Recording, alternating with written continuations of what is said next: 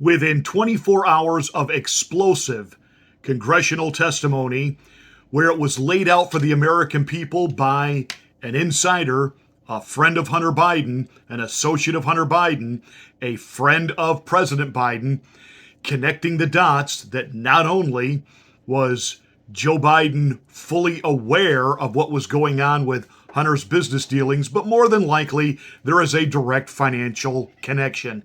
And once that was finally laid out for the American people in a way to understand and grasp, and the news cycle was beginning to pick it up, Shazam, Batman, here comes Trump Indictment 3.0, the conspiracy to overthrow the United States government.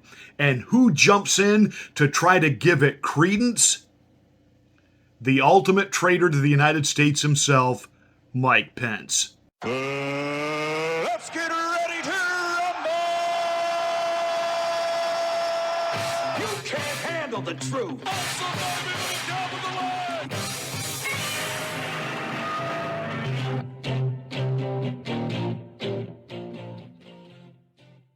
Hi, this is Pastor Marty. Thank you so much for tuning into the Afternoon Drive. Make sure you're a subscriber to the channel, and if you are, please smack the bell, click the word all to get notification of my rants.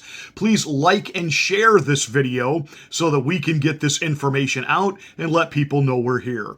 Thanks for watching the Afternoon Drive. Your concern is that the Ukrainians, a country most people can't find on a map, who've received tens of billions of U.S. tax dollars, don't have enough tanks. Right. I think it's a fair question to ask, where's the concern for the United States in that? Well, it's not my concern. After the indictment was handed down, Mike Pence wasted no time in releasing a statement. Today's indictment serves as an important reminder. Anyone who puts himself over the Constitution should never be president of the United States. And then, of course, in his own obnoxious, self-serving, self-righteous manner, he went on to say, the president asked him to choose the president over the Constitution, and I chose the Constitution, and I always will. That plastic, robotic, political speak that's part of his repertoire because a focus group told him that's what he ought to say and just keep saying because he's there to shill for the deep state. I don't know what they've got on Mike Pence.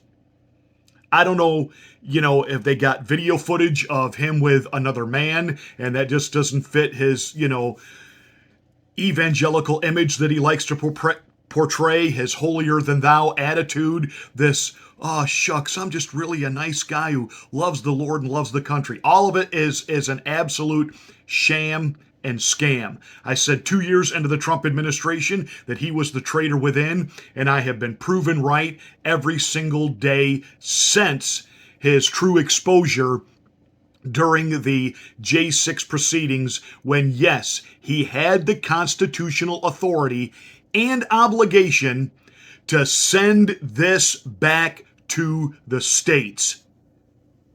The fact that he didn't, the fact that he knew what happened in that 2020 election cycle was more than just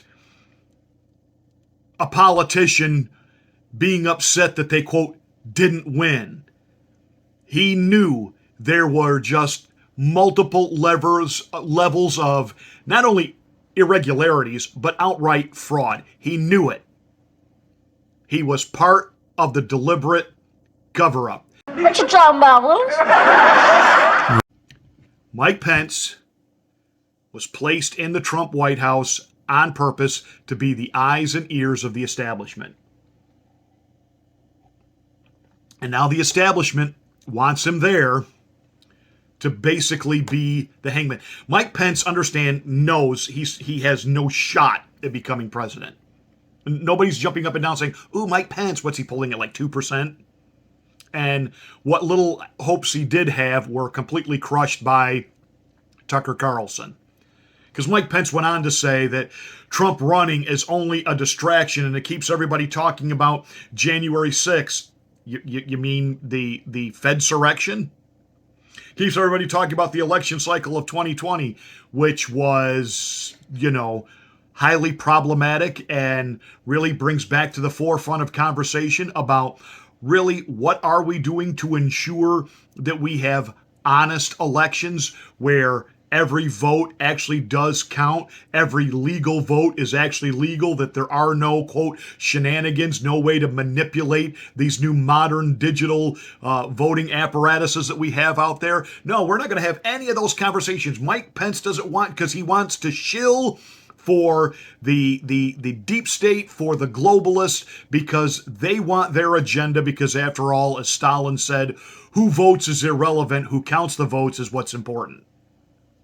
And that's who Mike Pence is there to protect, to make sure that they get the guaranteed outcome. It doesn't matter if it's a Republican or Democrat, as long as they are part of the club, they get to be president. And it's set up on a let's take turns so the American people have the illusion that their vote means something. And what Donald Trump did was, oh, sorry, Mike, you like to bring in your little Christian analogies? I'll bring one in. It was like Jesus coming into the temple and overturning the money tables, and Shazam, here is this guy that the deep state, that the globalists, that the elite club, the elite rulers did not want. And all of a sudden, the American people spoke, and there he was, and they had to make sure that that never happened again. He is one of those politicians who has been compromised, and they got the goods on him, and they are able to walk in his office and say, you do what we tell you, or we're going to let the world know your secret. This is how they all control each other there. And it's no coincidence that this all happened within a 24-hour news cycle of the dots being connected of the criminal corruption of Joe Biden, and the fact that it's not just about the criminality of what he did financially and aiding and abetting his son in selling influence. It's the influence itself. It's treasonous that Joe Biden is literally at the beck and call of a foreign entity, in this place, Ukraine. You know, everything that they accused Donald Trump of with the Russian collusion, Vladimir Putin at any moment could just pick up the phone and tell Donald Trump, you will do this, and he has to because he's in collusion with them. No, Joe Biden is actually in collusion with Beijing, with Ukraine. And as the American people were beginning to discover that, poof, boys and girls, bread and circuses, we have a new thing to talk about. Mike Pence with his, well, the American people need to be talking about the suffering they're feeling under Bidenomics and blah, blah, blah, blah, blah, blah. You know, all the typical Republican talking points, which, trust me, as an American people who actually has to live and deal with a budget, I feel the Biden economics every day of my life. But I understand none of that actually gets fixed under the current system, or just handing control over to another status quo Mike Pence type robot fraud traitor to the Constitution.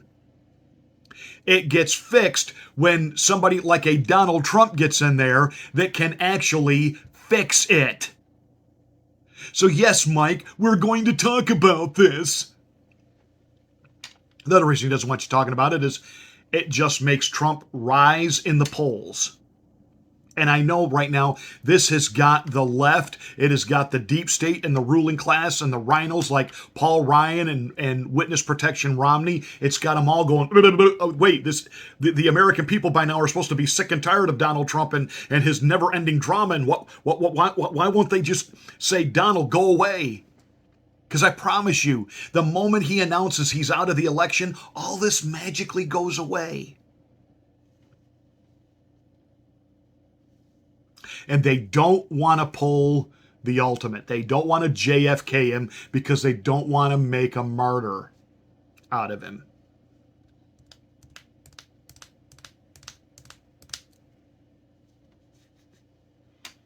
So, this is where we're at, boys and girls. Buckle up, get ready, because it's going to get.